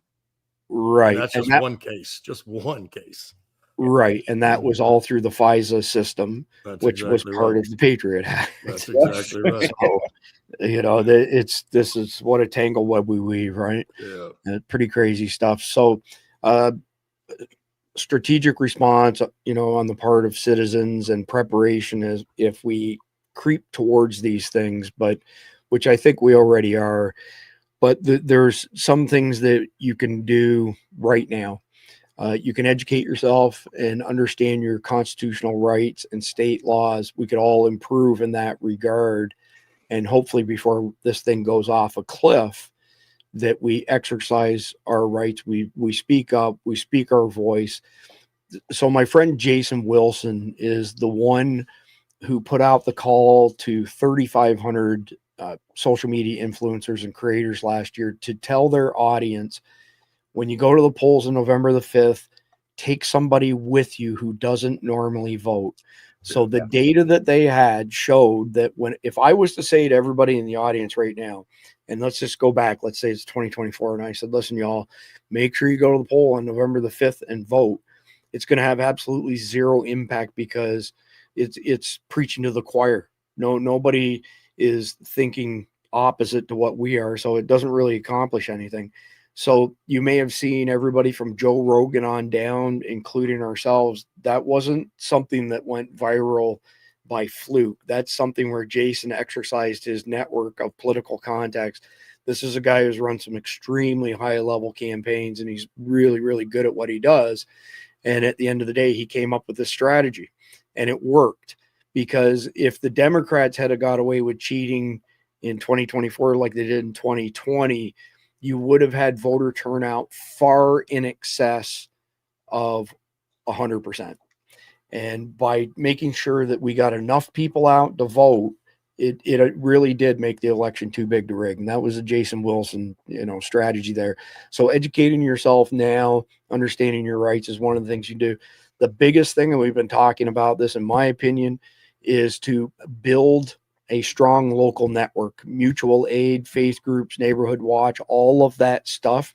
That's the most powerful thing that you can invest your time and energy into now, that addresses all kinds of things, right? This addresses, if marauders come into your neighborhood because we've had these terrorist attacks and all hell's breaking loose, having those things in place makes sense. If we have a tyrannical government gets out of control, there's strength in numbers. And, here's an example. This is maybe on the fringe of a conspiracy theory, but this was told to me by the guy who organized the Canadian Trucker Convention or trucker protest thing. We had him on SDN at one point in time. He said that when it came down to it and the order from above was to clear Ottawa of all of the protesters, the law enforcement said, we're not doing that. They're exercising their rights. We're not going to do that.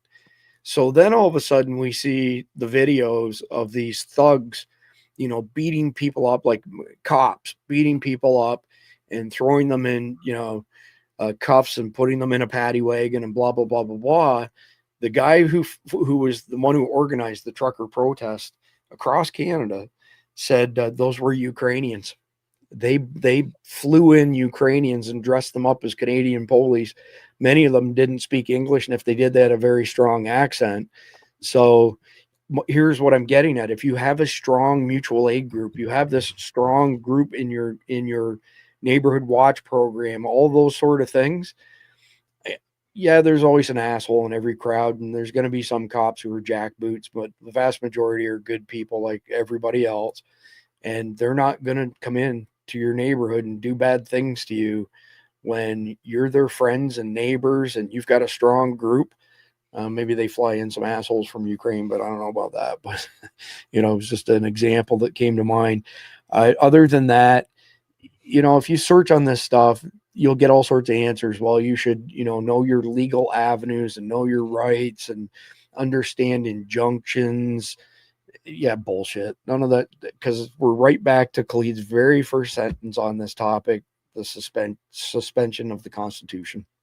End of story. So it's a pretty much a waste of time. So Randy, we've covered this a little bit, but I'm want to cover it a little bit again.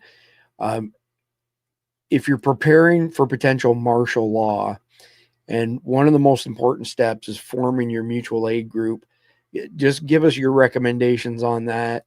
Khalid, you give me your recommendations. All of the other stuff I don't think is effective, so I don't even want to cover it. I just want to have a refresher from both of you on advice for people, strength in numbers. Bigger group that's manageable is preferable, but even just you and a couple of neighbors is better than just you. Yeah. Well, we all know, right? It's better to have some friends or some comrades instead of being alone and facing everything alone. That's a pretty difficult and dire situation. And, people tend to not do so well in those type of situations.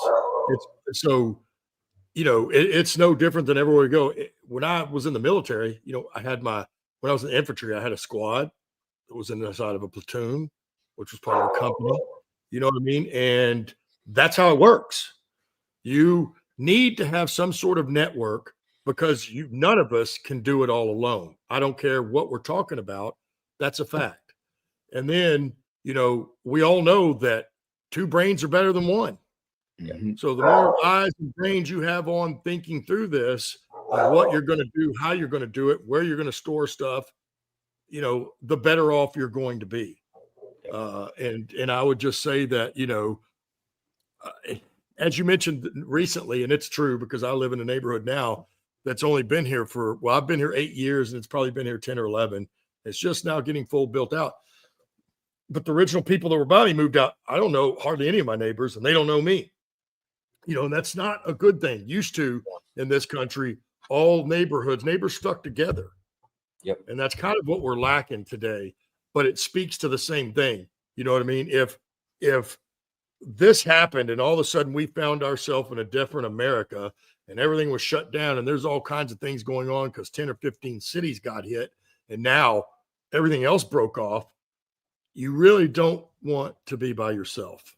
That's a fact. You and your 100%. family are not good enough to navigate and overcome or even hide from all the challenges that are about to show up. Well, think of it this way, Randy.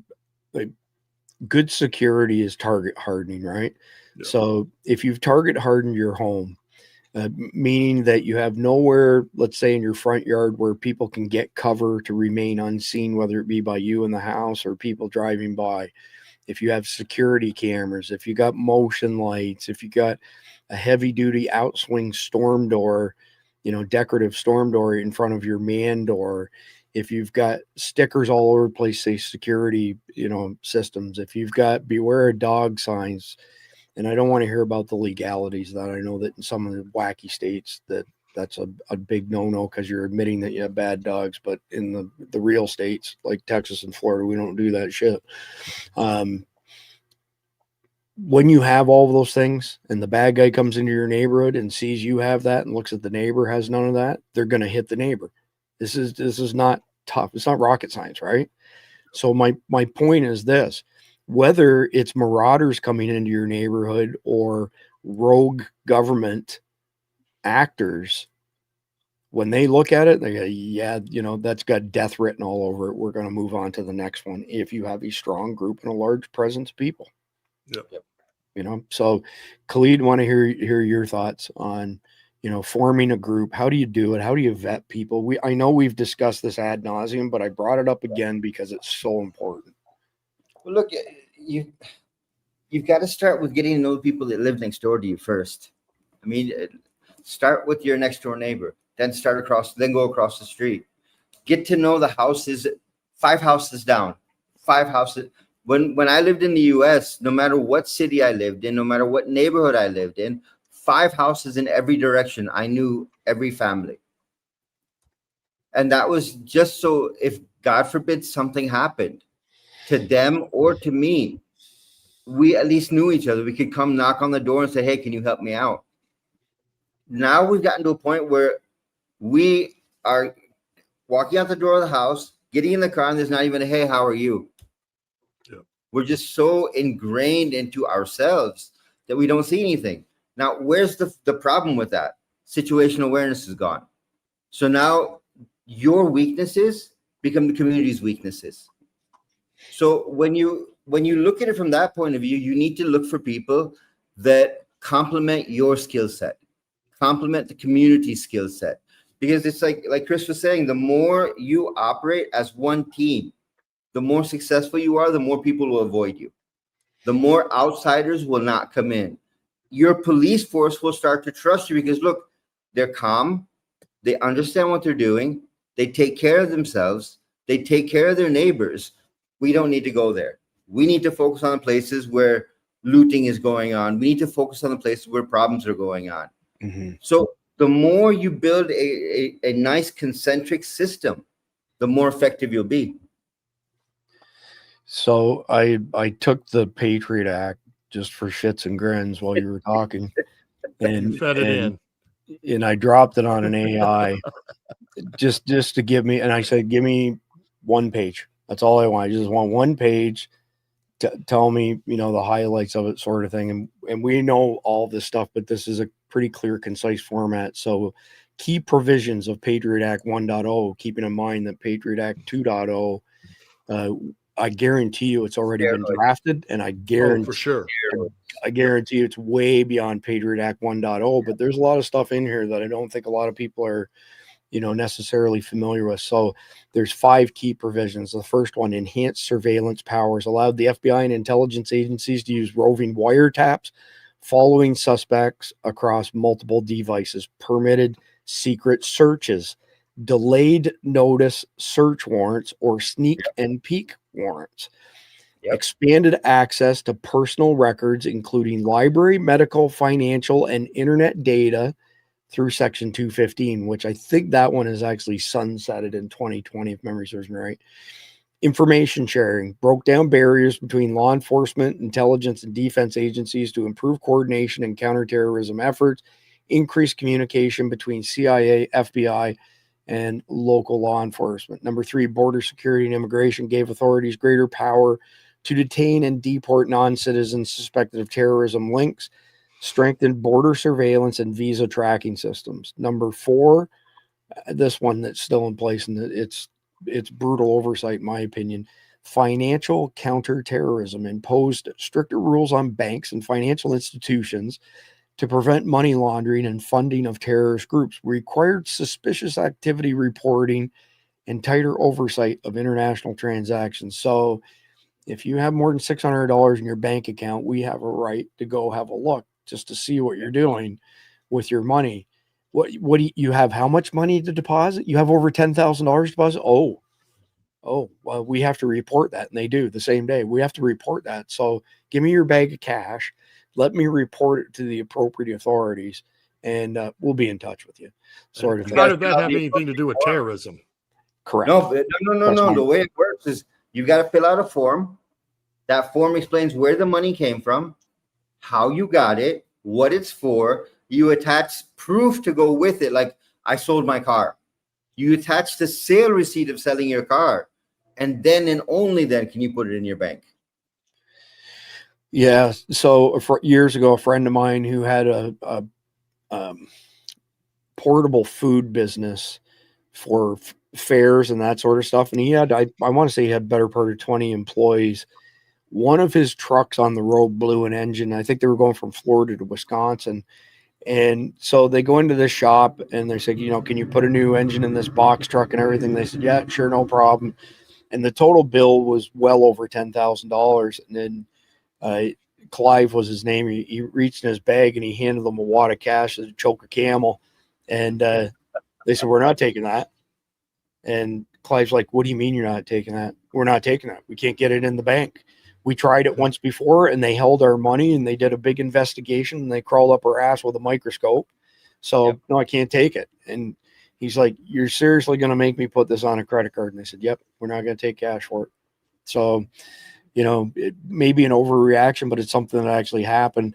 And the last one, from the highlights of Patriot Act 1.0 would be criminal law changes, increased penalties for terrorism-related offenses, including harboring terrorists or providing material support, expanded definitions of terrorism to include domestic terrorism.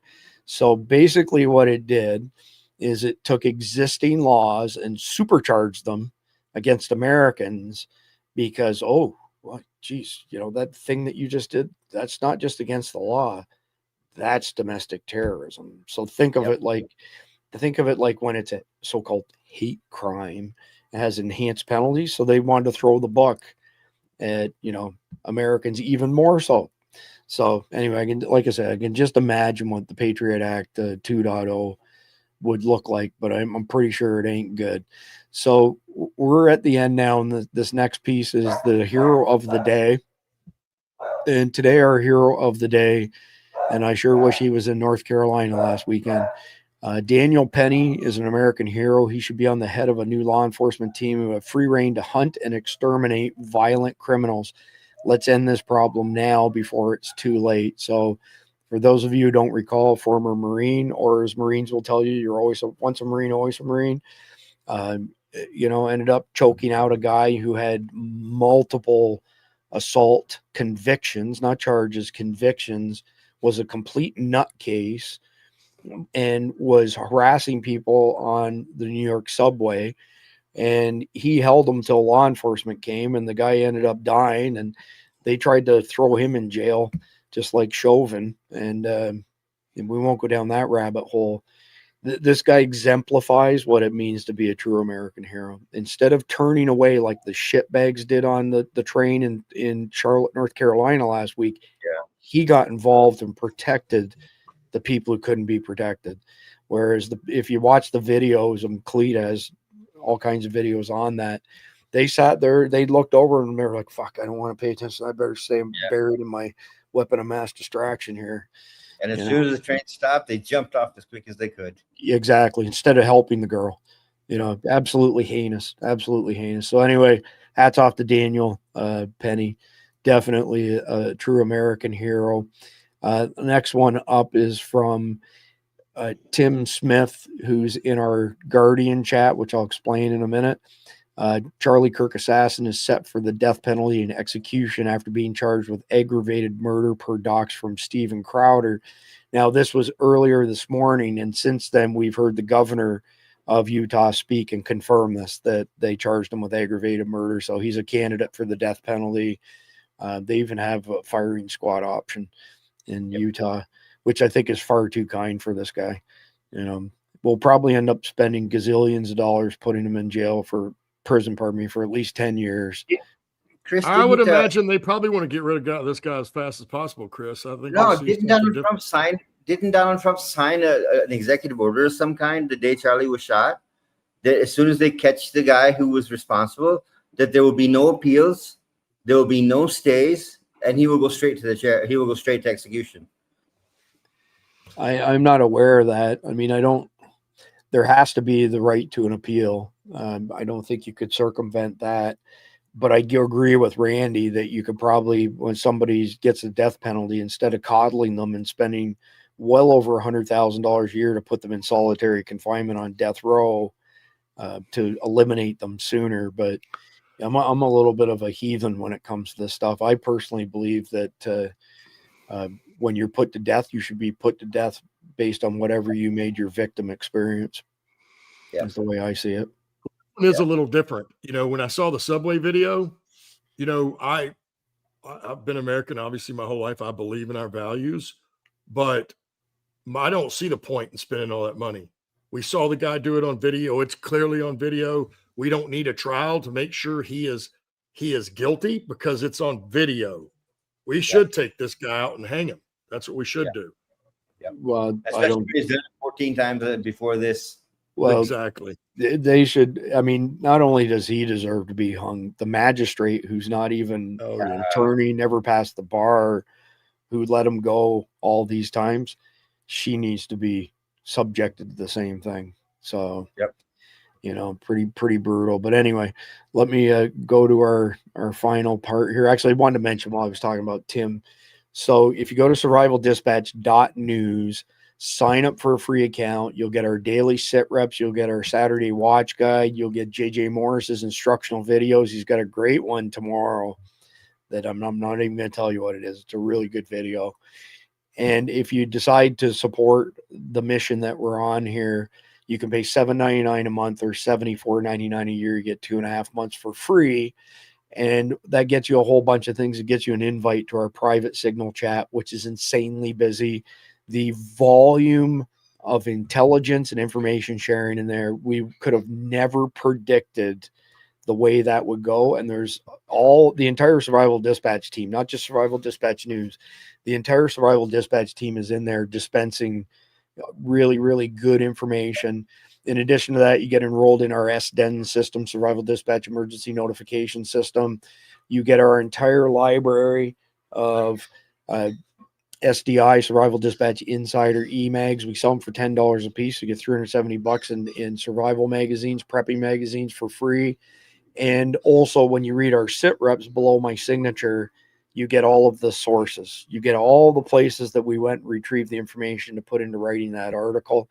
And we greatly appreciate our guardians. and we greatly appreciate our sponsors too. And I'll give them a shout out in a minute. But let's get into this brutal, absolutely brutal, conflicted question tonight. And I'm going to forewarn you, Randy. I'm coming to you first. A human trafficker. I knew that. But hey, Jeff's not here. Jeff That's and Randy kind of go hand in hand. So Yeah, I mean, I knew it. you're like his deputy, right? So you have to do That's this. right. Yeah. A human trafficker's caravan arrived at the local trading outpost, offering ammunition, food, and water in exchange for prisoners. You have 3 families as prisoners. The husbands and wives tried to loot your camp, but fell into your hands. These prisoners require 30% of your supplies and manpower to look after them. The people in your camp are growing tired of sharing the little food you have. You can't replenish your supplies at this time without placing people at a considerable risk. Everyone is looking to you as the leader to make the right decision. Would you sell the families and their kids or not? Randy? So it doesn't really say how big the caravan is, does it? No. Because I'm thinking like a Green Beret outside the box. Maybe we just need to take their stuff.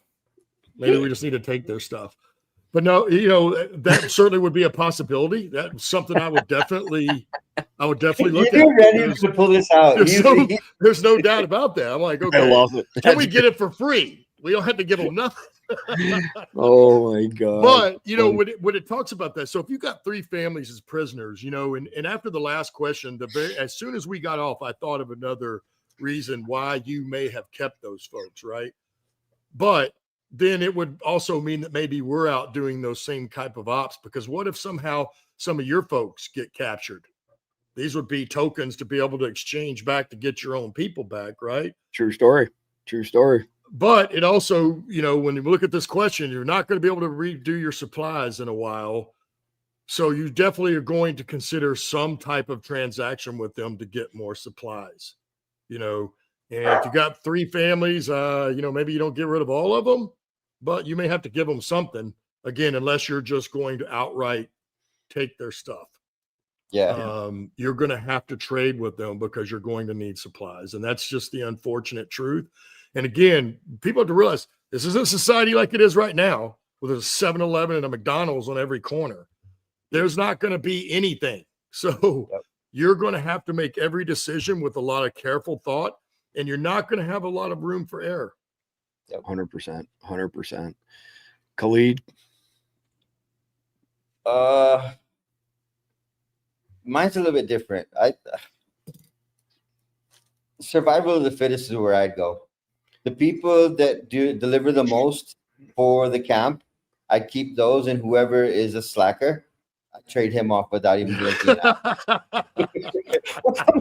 Hey, that's not a bad idea. That's not a bad idea. If you're actually delivering and doing your job and helping out the community as a whole, why would I get rid of you?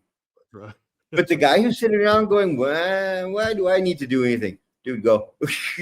I'll take food in your place. Get lost.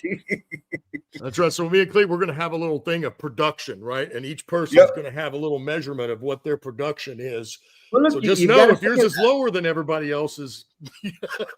let me throw this out there. If you would keep your hostages, put a 1 in the live chat. And if you would get rid of your live hostages, if you'd sell them, put a 2 in the live chat. You've got until the closing video. So I'm dying to see what your answers are. So your next point, Khalid, that you were saying?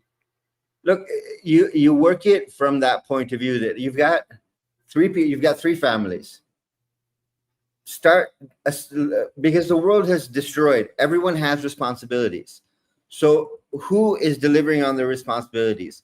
Who is giving you the most benefit from their being there? That's the first one you keep.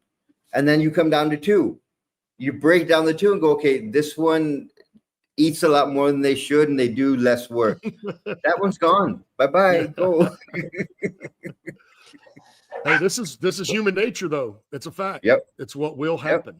And everybody's putting 2s. Everybody's putting 2s. Yeah. So, and that's where I'm going with this. So if we're in this dystopian post-apocalyptic world and you know, I have a choice.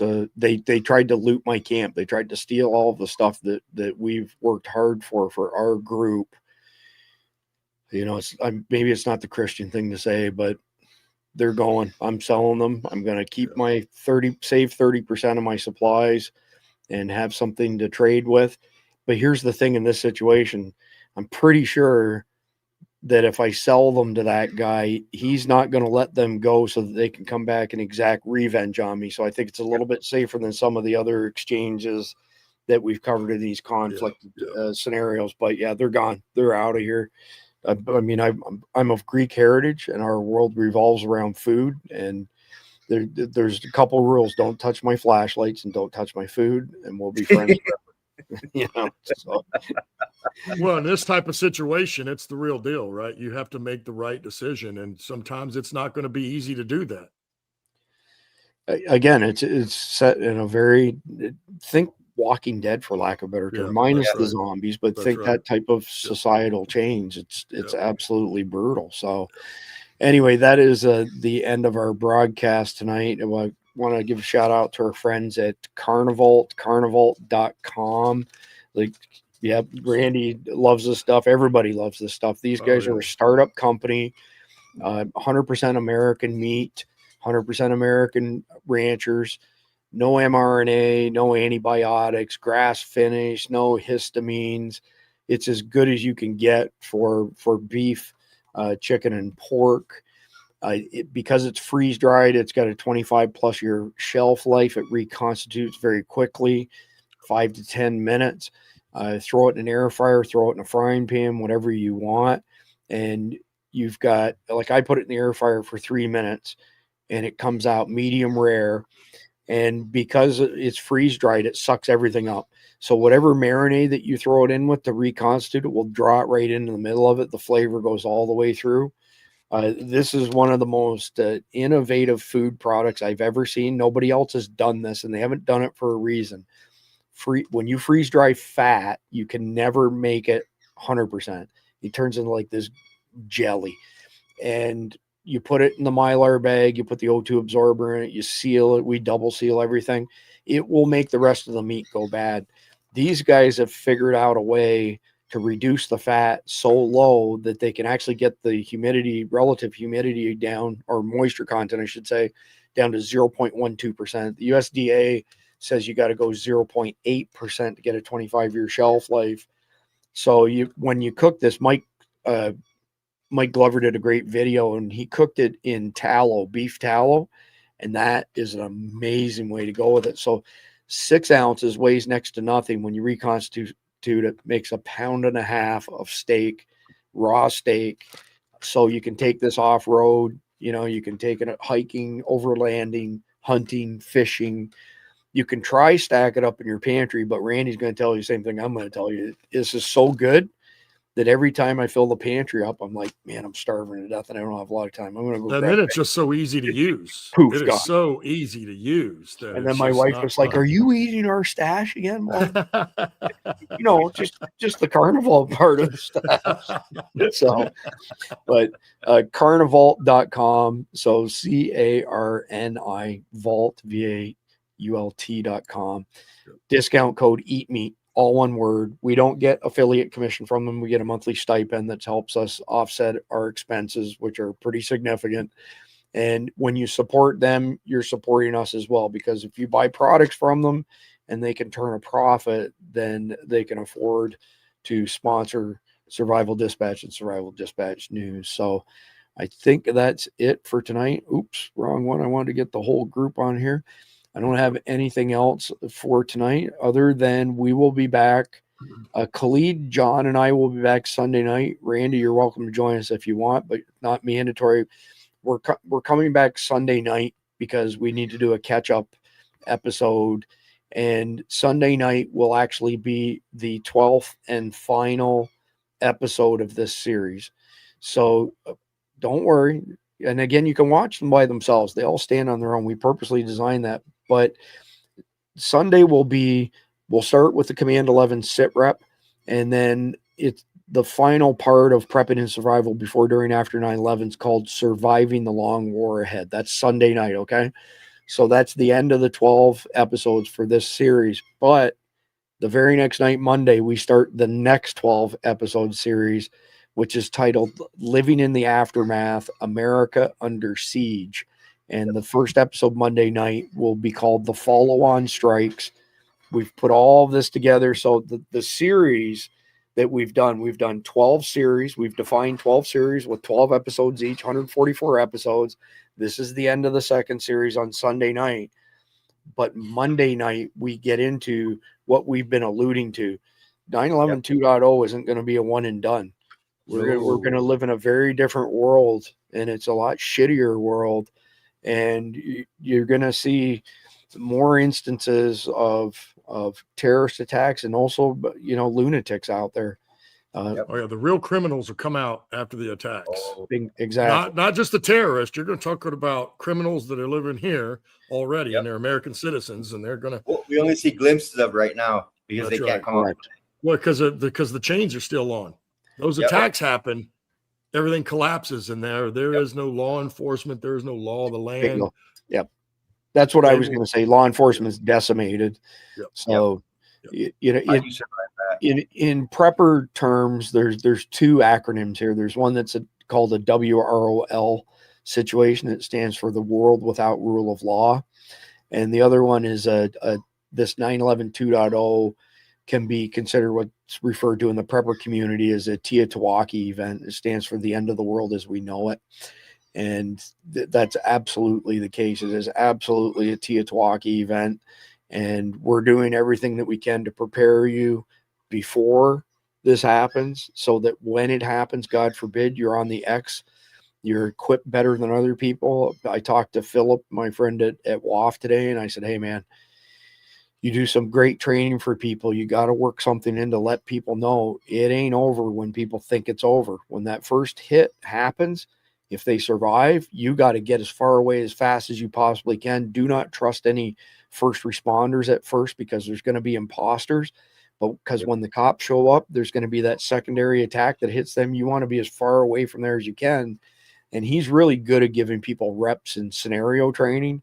And I've been talking to him like, you got to get this into part of your program. You got to teach people just distance equals safety. And when it goes down, don't trust somebody just because they're wearing a uniform. So most important thing. Sunday night is all about prepping for the long war ahead. And then Monday night, the beginning of the next series. That's all I've got. I appreciate all y'all. Please like, share, comment, subscribe. God bless America. God bless America. And enjoy the closing video.